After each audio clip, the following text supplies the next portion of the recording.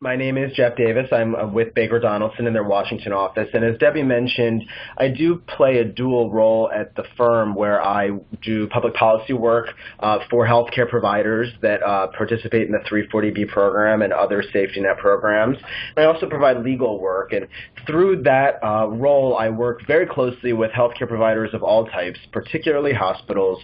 I also work with 340B Health, which is a trade association that represents hospitals in the 340B program. I'm really happy to be here today to talk about the role of 340B and Medicaid in the broader healthcare safety net. And I thought I would start off today really at a high level talking about what it means when we talk about the healthcare safety net, and then we'll talk in more detail about the role of Medicaid and 340B.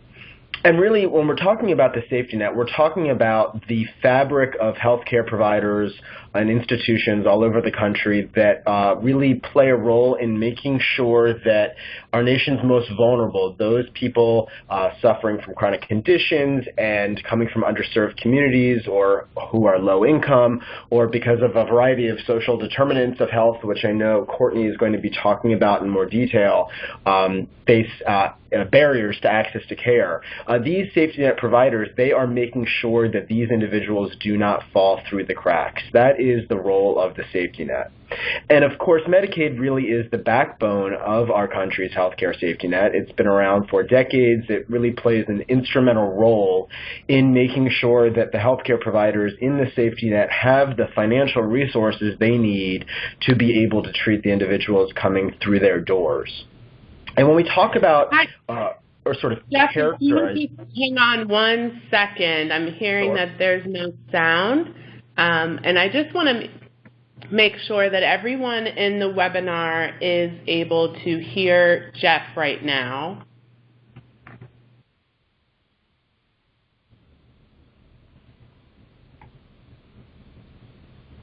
Okay, great. We are not having a problem with sound. So my apologies for the interruption. Jeff, go ahead. Not a problem. I'm glad everyone can hear me. So as I said, Medicaid is the backbone of America's safety net, and when we talk about who are the safety net providers, what makes a provider part of the safety net, often we are talking about the types of individuals, the people who are being treated in those institutions. We look at those providers that treat a high volume of uninsured patients, other vulnerable patients that may come from underserved backgrounds or face barriers to care, medically vulnerable patients, and those who are covered by Medicaid, because Medicaid really does play such an instrumental role here. And part of the challenge that safety net providers face is the fact that Medicaid, although incredibly important in terms of bringing in financial resources, also does not fully compensate safety net providers for the services that they provide to low-income people. Often, when healthcare providers treat those people covered by Medicaid, they take a loss because Medicaid does not fully compensate for those services. And we've seen the role of Medicaid in the safety net really expand in recent years due to the expansion under the Affordable Care Act, which has been fantastic, of course, for increasing coverage and making sure that we have more covered individuals so that we can improve access to care. But again, that has also exacerbated some of the challenges that safety net providers have faced, given the fact that although these individuals now do have coverage, again, the safety net providers often take a loss when they in fact treat those individuals because of the underpayments from Medicaid. So as we move forward, and it looks like, here we go, my next slide, I want to talk a little bit about how 340B intersects with Medicaid, because Medicaid, of course, being this backbone of the safety net, is certainly the go-to federal healthcare program where we talk about safety net programs.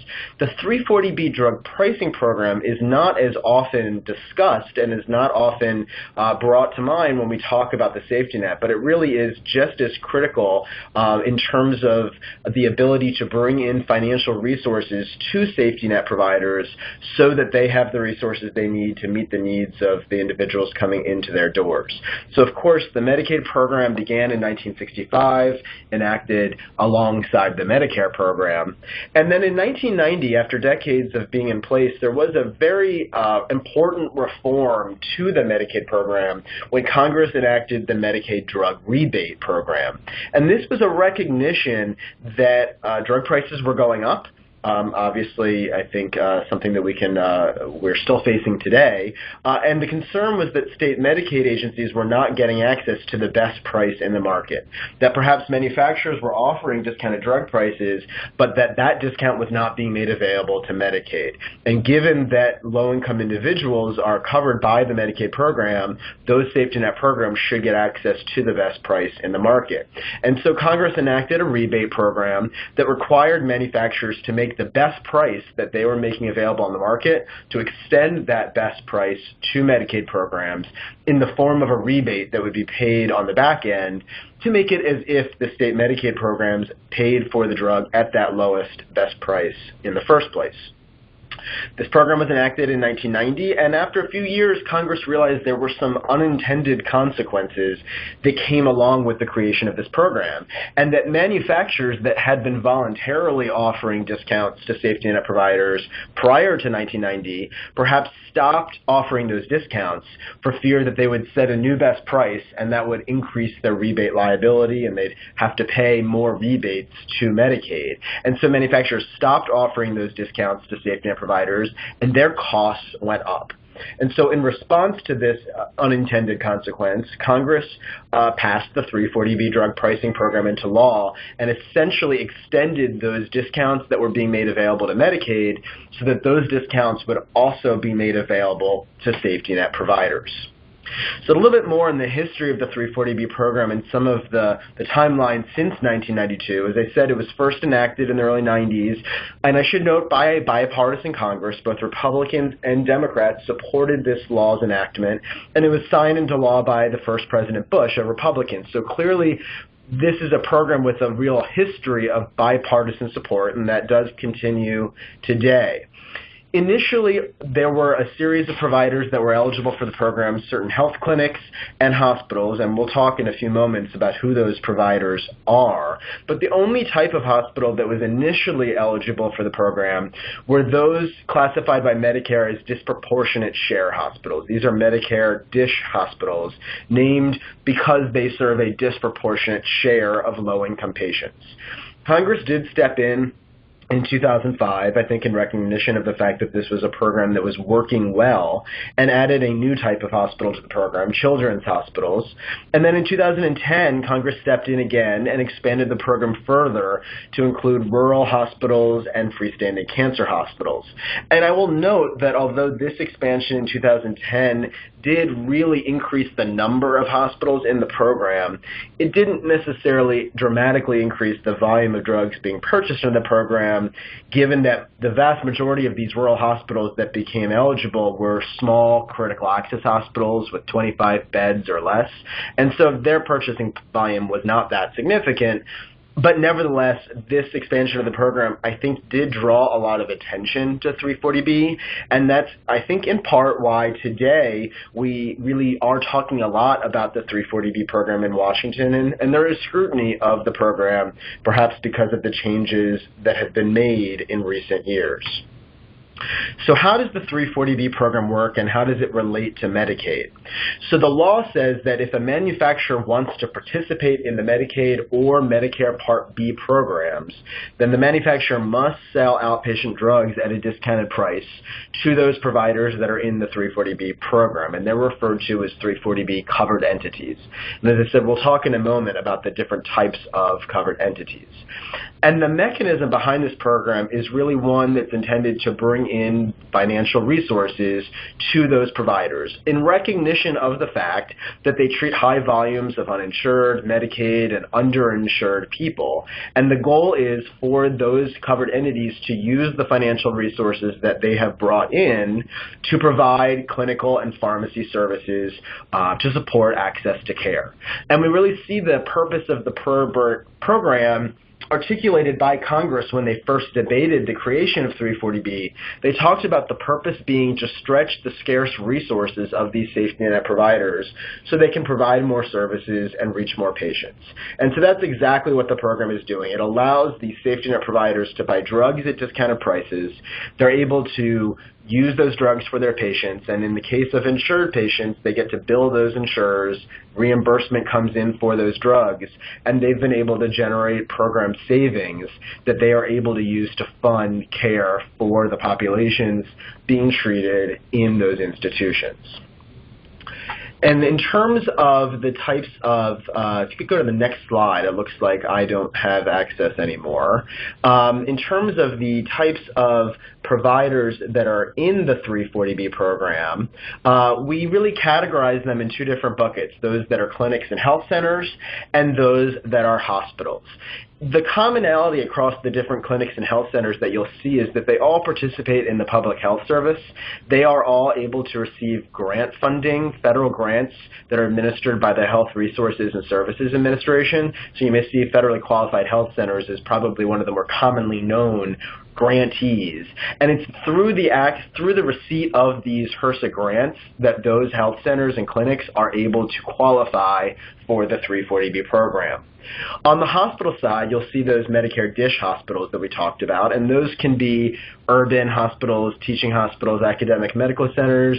They can also be acute care hospitals that are more community-based providers. We saw the children's hospitals added, as we mentioned, and then the rural hospitals and cancer hospitals that became eligible in 2010. A commonality across all of these providers, these hospitals, is that they must be publicly owned or granted governmental powers by a unit of government, or they can be a nonprofit, but they must have a contract with government to provide healthcare services to low-income people. So there's some sort of governmental function across all of these hospital types. And they need to be either rural, in the case of the critical access hospitals, or for all of the other types of hospitals, they must provide a certain volume of care to low-income patients. They need to treat a high volume of care, and that's really measured by their provision of care to Medicaid people as well as low-income Medicare beneficiaries. If you could go to the next slide. In terms of the 340B hospitals, to give a little bit more background on the types of individuals who come into the door of those hospitals, we really see a marketable difference between those hospitals that qualify for the 340B program and those that are not in the 340B program. If you look at the types of people who are treated in these institutions, low-income people make up a much higher share of the patient load at 340B hospitals as compared to non-340B hospitals. And we see this play out as well if you look at the level of uncompensated and unreimbursed care that 340B hospitals provide as compared to non-340B hospitals. And when we talk about uncompensated and unreimbursed care, what we're really talking about are services that are provided for free or at a discount. The hospital provides the service knowing that they're not going to get paid for it, but they do it anyway because that's a function of a safety net provider. And this really this includes charity care, it includes bad debt expenses, it also includes those underpayments from Medicaid, given that Medicaid chronically under-reimburses hospitals. And what we see is that 340B DSH hospitals, even though they're only 38% of acute care hospitals, they make up 60% of the country's uncompensated and unreimbursed care, clearly providing an outsized portion of uncompensated and unreimbursed care, really showing and highlighting the safety net role that these 340B hospitals play, and also gives you a sense of the types of individuals who are being treated in 340B hospitals. So if we go to the next slide and we can talk a little bit more detail about the way that 340B providers use their savings. We see 340B hospitals report using their program savings in a number of different ways, all with the goal, of course, of improving care and access to care for the low-income people that are being treated, or rural populations being treated in these institutions. We see a lot of hospitals report that high level of uncompensated care that they're providing, they wouldn't be able to do it without 340B. We see hospitals reporting that they're getting these low reimbursement rates from Medicaid, and the 340B savings that they bring in allow them to offset their losses from the low Medicaid reimbursement. And we see, in terms of the types of services that hospitals are able to provide because of 340B, it really runs the spectrum. In some cases, it's clinical services, such as a hospital opening up a new clinic. And those clinics, this may be of relevance to the mental health community, we often do hear examples of hospitals that have been able to open behavioral health units because of 340B. And I know that our next speaker is going to provide a few more examples of how 340B savings have been used specifically to provide mental health services. In addition to clinical services, we also see reports of hospitals using 340B to fund pharmacy services like medication adherence programs and medication therapy management programs that really help make sure that individuals are staying on their meds, which we know, of course, improves outcomes. And we also see reports of using 340B savings to fund auxiliary services, or sometimes we call these wraparound services like transportation and translation. And these add-on services, I think, are really important, in particular when we're talking about those people that have mental health needs, given that we really need to make sure we're focusing on how to treat the whole individual and not just one specific component of their healthcare needs. And it's through these wraparound services that we're really able to make sure that the person is being treated as a whole and not just coming in and then sent back out, that they're really able to stay on their meds, that they really have the access they need to stay healthy. And I think that's particularly important when we're talking about the mental health community and those with mental health needs. And lastly, but perhaps most importantly, of course, hospitals report that they use their 340B savings to provide free or reduced drugs. And I say this is one way, but not the only way that savings are used, because I think sometimes it's thought of, well, this is a drug discount program, so of course the purpose is to give discounted drugs to individuals. And that is certainly one of the ways that providers are able to use 340B savings to help low-income and rural populations, but it is certainly not the only way, because as we've discussed, 340B also is used to fund broader clinical and pharmacy services. And lastly, I do want to make a special note for rural hospitals, because we know, unfortunately, and we read it every day in the news, we hear reports of just another rural hospital closing. Certainly, rural facilities are facing unique financial challenges, and 340B really, in some ways, is used for those types of providers just to keep the doors open. And certainly, rural hospitals are also able to provide care because of 340B, but we really see hospitals, widely reporting that because of 340B, they can just keep the lights on and continue to stay open. So something important to keep in mind in a way that perhaps 340B is used differently in the rural setting as compared to elsewhere in other healthcare settings. And as we move forward to the next slide, just to talk a little bit in more detail about 340B and mental health services, just to really give some specific examples of the types of services that 340B hospitals are able to provide, we do see, again, a dramatic difference in terms of 340B hospitals as compared to other hospitals that are not in the 340B program. Certainly, 340B hospitals are much more likely to provide psychiatric emergency services and geriatric services, and also psychiatric child and adolescent services. And I think part of why we're seeing that 340B hospitals are more likely to provide these services is, again, as we noted before, those individuals, people with mental health needs, often have lots of other needs. They often suffer from comorbidities and chronic conditions, and that's the role that 340B hospitals play. They are the providers on the front lines to make sure those individuals coming from vulnerable backgrounds with chronic conditions, with comorbidities, are able to access care. And you see that in the mental health space as well.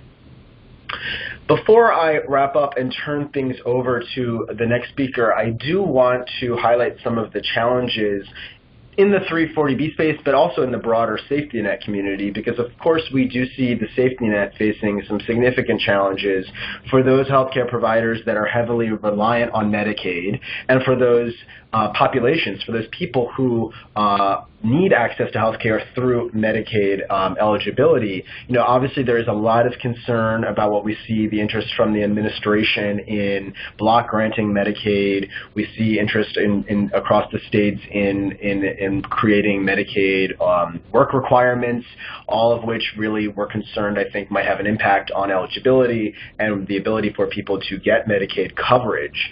I think in the same context, and while all of that is going on, we also see some unique challenges in the 340B space. Last Congress, we saw more than 20 bills introduced that would have been really harmful for the 340B program and the safety net community, would have really shrunk 340B and reduced the level of savings that providers would have been able to access through 340B. Now, this year, with the change in control in the House of Representatives, I do think that there's less interest in moving or enacting legislation that would shrink 340B, but nevertheless, we do continue to see interest in Congress in transparency into how providers are using their 340B savings. And certainly, I think that's an area where providers are really interested in being vocal and public about the value of 340B. We see hospitals really interested in putting information out there publicly about how they are using 340B savings to support access to care. I think what we see hospitals say is that there's no need for legislation to mandate that. That is something that is happening voluntarily and sort of naturally and organically in the community. At the same time, we are also seeing the administration floating the possibility of changes in program rules and guidance that would have the potential of restricting 340B and, again, really reducing providers' access to 340B savings. And this is another area of real concern for the safety net. And so I think we're putting this out there to make sure for those others that make up the fabric of the safety net that they are very much aware of the possibility of these harmful changes. Because as we all know, if you make changes that harm one aspect of the safety net, it certainly has a reverberating effect across other aspects of the safety net, and it's really felt elsewhere across the community. So to the extent that the administration does move forward with any of these potentially harmful changes, of course, that's something that we'll make sure to make the rest of the community aware of, and there absolutely could be a role for advocacy to really protect the safety net. And I know that's something that our next speaker is going to talk about as well. So with that, I'm going to end things there. Here's my contact information. I know we'll have some questions maybe now as well as at the end of today's presentation, but of course feel free to reach out to me offline if you have any questions about the 340B program or other safety net programs. And I think I'll pause there and turn it back to our organizers. Thank you so much, Jeff. This is Debbie Plotnick again, Vice President for Mental Health and Systems Advocacy at Mental Health America. We thank you again for tuning into this important webinar. We'll be turning it over to Courtney in a minute. I just wanted to remind everyone the slides will be available in about a week for download from the Mental Health America website. You'll be able to view the slides and hear the recording, and you'll be able to share it with other people who may also be interested. If you have some questions, please do type them into the chat box. And I have a question for you, Jeff. In your list, you have SQHC lookalike entities, and I'm wondering what some of those might be. In particular, I'm wondering if some of them are some of the specialized programs that are geared to behavioral health, like the Certified Community Behavioral Health Centers. But please do tell us what lookalike organizations are. It's a great question, and lookalikes essentially look exactly like FQHCs, those federally qualified health centers, so they need to meet all of the same requirements that an FQHC would meet in order to access the FQHC grant funding. The only difference is that the lookalike does not actually receive the funding. But certainly, both in the FQHC space and the lookalike space, those are generally primary care providers out in the community, really on the front lines of making sure vulnerable individuals have access to care. And mental health is certainly part of that. I do know that FQHCs are able to bill Medicare, for example, for certain mental health services, and certainly behavioral health is a key part of the primary care space that those FQHCs and the lookalikes are in. Great. Thank you so much, Jeff. We're going to turn things over to Courtney. Thank you, Debbie, and thank you, Jeff, for the great overview and background. And for the audience, I wanted just to introduce the section that I'm going to cover as one that is going to focus on addressing the 340B program from the lens of health equity and social determinants of health. And I will be highlighting how access to care continues to divide our nation, and that as we take a look at social determinants of health, including neighborhoods, socioeconomic status, and environment, that these are influencers for our well-being. So my hope is that with the information shared, that it'll bring greater awareness and understanding that in both rural and urban areas, that people in community have needs that are impacted both from the acute and the chronic care setting. So with that, why health equity and why 340B? Well, first, according to Healthy People 2020, we are tasked to achieve health equity, eliminate disparities, and improve the health of all groups. By way of reference, I just wanted to clarify when I'm speaking of Healthy People and of the Healthy People 2020 initiative, it's from HHS, the Office of Disease Prevention and Health Promotion, in collaboration with CDC, the Centers for Disease Control, as well as other federal agencies, to provide science-based education and a 10-year national objective for the improvement of health outcomes across the stratosphere, encouraging both collaborations and decision-making and measuring impact of disease prevention. And we're quickly moving into the 2030 objectives, but I really like this grounding in this orientation. So for those in public health and health policy, we have learned what many have known for years, that equity in healthcare, it always matters.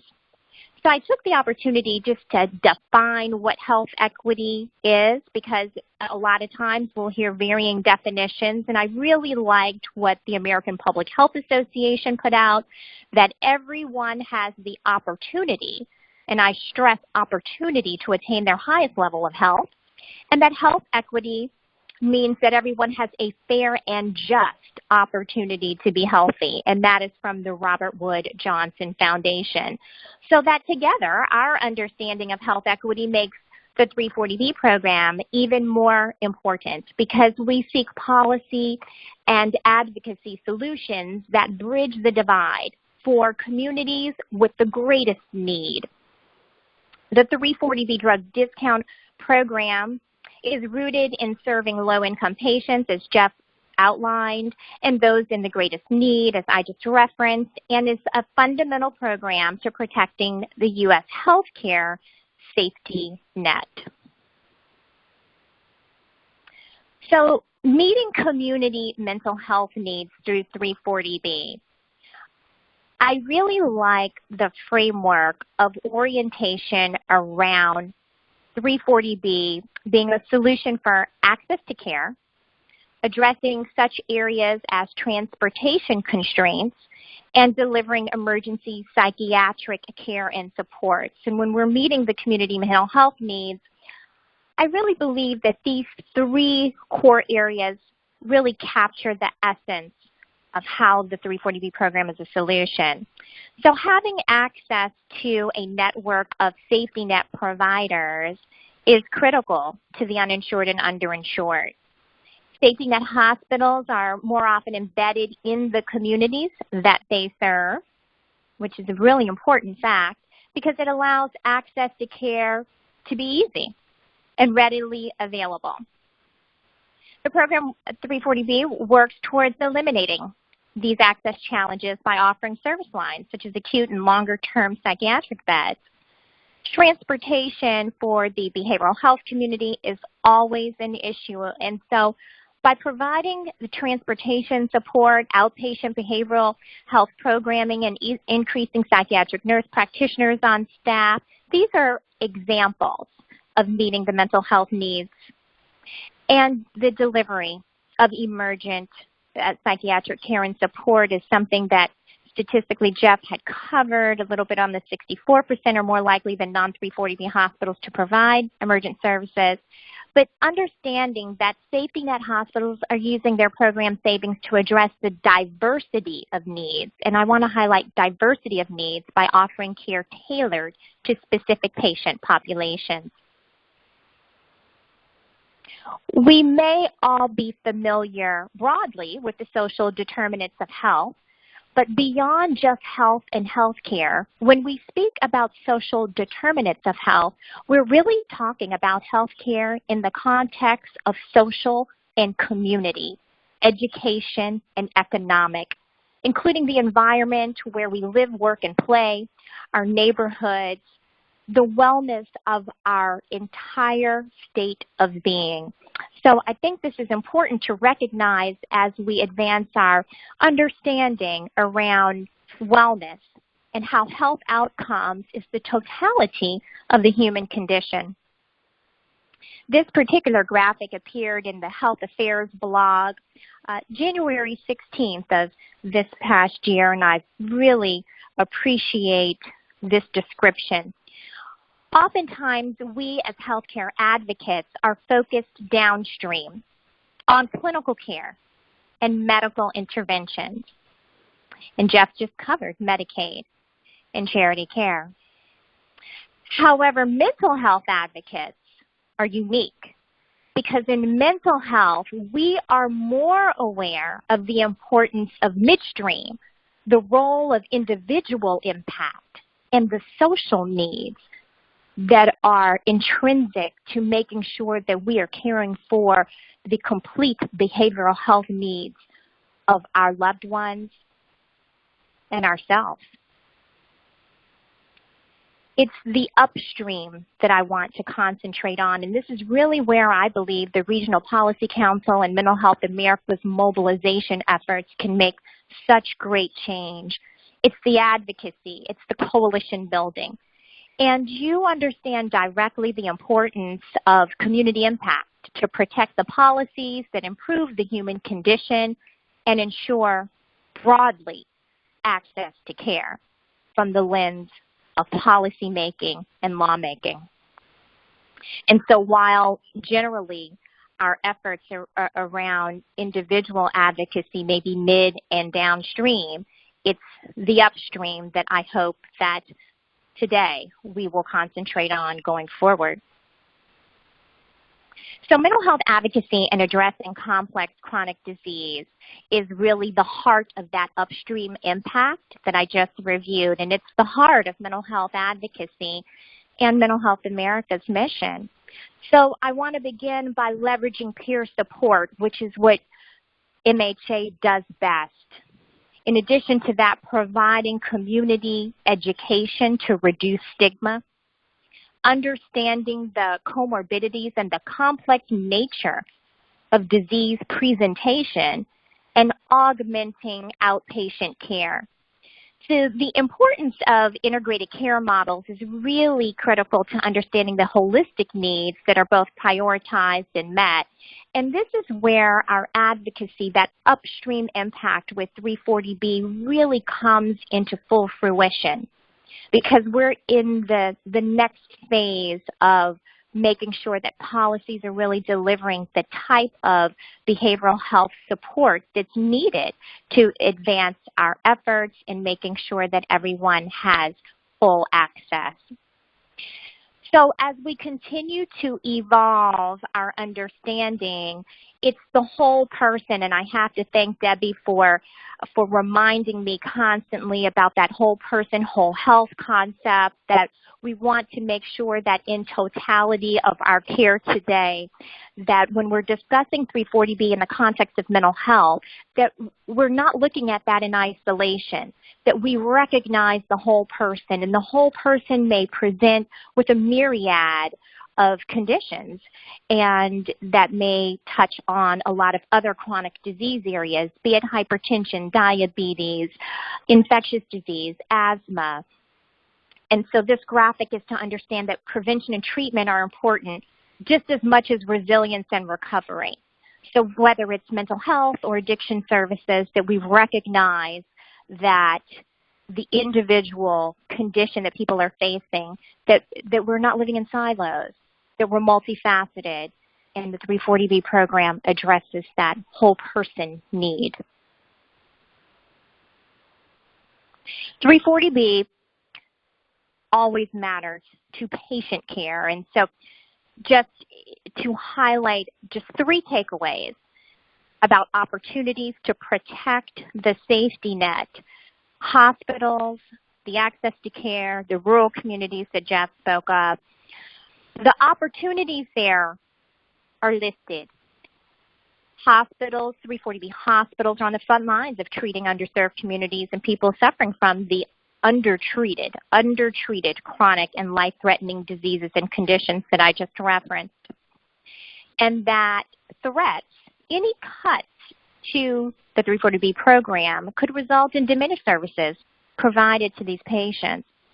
In terms of access, 340B helps hospitals serve low-income and rural, as Jeff reviewed. But in terms of threats, the savings from drugs purchased at discounted prices, while they are used for patient care, any changes to the 340B program could actually eliminate services and treatment options. And when it comes to rural communities, and I thought Jeff did a great job, the geography always matters. So 340B institutions must show that they treat large numbers of the low-income patients, populations that are in rural communities, people in rural areas that qualify for the program. And 340B restrictions, any restrictions, could harm access to care for patients whose health care needs are delivered in rural settings. I want to specifically, just for a moment, look at the unique challenges and need for support for rural hospitals. 113 rural hospitals have closed their doors since 2010, and more than 1,000 rural hospitals in 340B communities. Many are very small and the only hospital in their community. 93% report using 340B savings to keep their doors open. And so vastly important to making sure that there is equitable access to care. So today we are encouraging advocacy and to hashtag Protect 340B, to partner with your local 340B hospitals that are servicing your area, to focus advocacy on equity for all patients, to have access to quality mental health care, regardless of socioeconomic status or geography, and to oppose efforts in Congress and in states that attempt to limit the scope of the 340B program. This little mnemonic that we had put together, it's asking the MHA network to make a wise choice and support 340B. WISE is a nice little acronym for Write, Issue, Send a Letter, and Educate.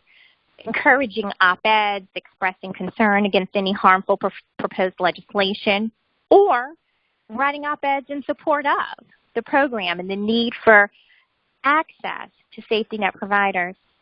Issuing a statement on a newsletter post or how the legislation could potentially harm patients if there were any cuts. Sending a letter to the Hill or state legislatures about concerns around threats, and educating your networks. And also educating divergent viewpoints, and it helps to shift. It helps to shift individuals' awareness, because a lot of times there is a misunderstanding of what the face of poverty looks like. And so while we talk a lot about the uninsured, the underinsured dominates our landscape. So our goal really is to minimize the negative response to the 340B program, engage in dialogue that produces balance to our stakeholder outreach, and encourage support for protecting the 340B program. And so we encourage you to take a look at some of the resources that are available by 340B Health at 340bhealth.org, to utilize the social media hashtag Protect340B, and to please feel free to contact me at Advocacy at Langco Partners, and I'm happy to field any questions. And we are just truly pleased for the grassroots mobilization that MHA has been so well dedicated to ensuring that all people have access to care. Thank you. Courtney, thank you so much. That was really wonderful. I think it's amazing how you really completed the circle between Mental Health America's priority of before stage 4 and how it is that safety net is an important part of before stage 4 because it is a circle. We want to get to folks as early as possible, as we always talk about upstream, but upstream includes helping people who already have multiple chronic conditions and helping people to get the kinds of services and supports and medication and behavioral health in the community once they have issues or even before, and 340B is very important to that. So we really appreciate that. Karen, we could open the phone lines and see if folks have any questions. I'm not seeing too many in the chat box. I don't know if folks are not typing today, but do we have some questions on the line?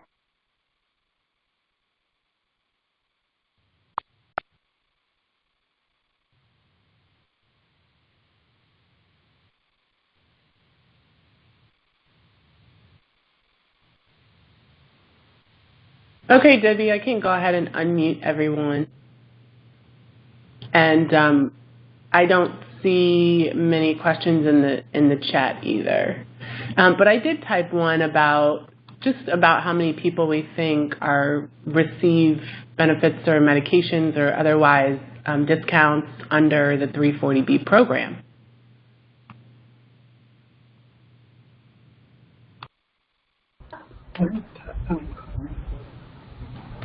Jeff, did you want to take that Sure, in terms of the numbers of people that benefit? The numbers, so yeah, absolutely. And this sort of also relates to a question I just saw pop up in the chat, and maybe I can sort of tackle both at the same time. Because the question in the chat was, how do we find a 340B hospital? And that's certainly a great place to start if you're trying to figure out the types of people who are benefiting from 340B. You know, it's one of the challenges in really highlighting the value of the program because it's not a direct, here's a 340B patient, I can identify this is a 340B patient. It's more, here's the 340B provider. I know this provider is in the 340B program. Certainly individuals that are being treated in the facility have the potential to benefit from services that are funded with 340B savings. If you are interested in finding out if there are 340B providers near you in your community, and that includes hospitals or other types of providers, there is a database of all of the different 340B participants. It's on the HRSA website. So HRSA is the Health Resources and Services Administration, and it's their Office of Pharmacy Affairs, the OPA, that oversees 340B. And on the HRSA OPA website, they have a database of all of the providers across the country that participate in the program. Also, feel free to reach out to me offline if you have a question about a particular geographic area. I'd be happy to put you in the right direction. But that's a great place to start in terms of finding out at the local level, here are those providers that are in 340B, and then sort of working backwards from there, you're able to figure out, well, individuals who are treated at those facilities certainly could be benefiting from 340B. Thank you, Jeff. This is Debbie, and I want to respond to a question that we are happy to address again. Not only will the slides be available, but the entire presentation is being recorded. Folks will receive an email saying when it is on the Mental Health website, which should be a Mental Health America website, which should be in about a week, and you will be able to access it. You'll be able to both download the slides and listen to the whole recording. You'll be able to share it with others as well. We did open the line, so if people have questions they can ask, and I'd also ask participants, if they're not speaking, to please mute their line and unmute it only when you have a question. Do we have any other questions that people would like to ask outright? Because I'm not seeing any more in the chat box at the moment. Quiet group today. Well, barring none, I'm going to once again thank our presenters, to thank Courtney Lang, and to thank Jeff Davis. This was extraordinarily informative, and people will be able to do it. We have a question that just came in the chat box. Please repeat the website to find the providers, that HRSA website. Jeff, would you once again please offer that? See if I can type into the chat the website. Excellent. Excellent. That will be very helpful.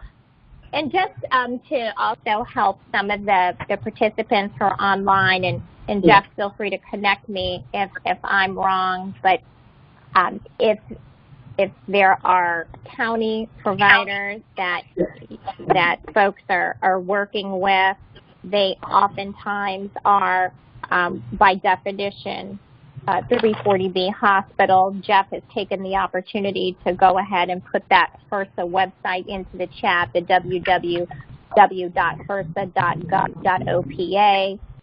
And there's another one, 340B, OPA.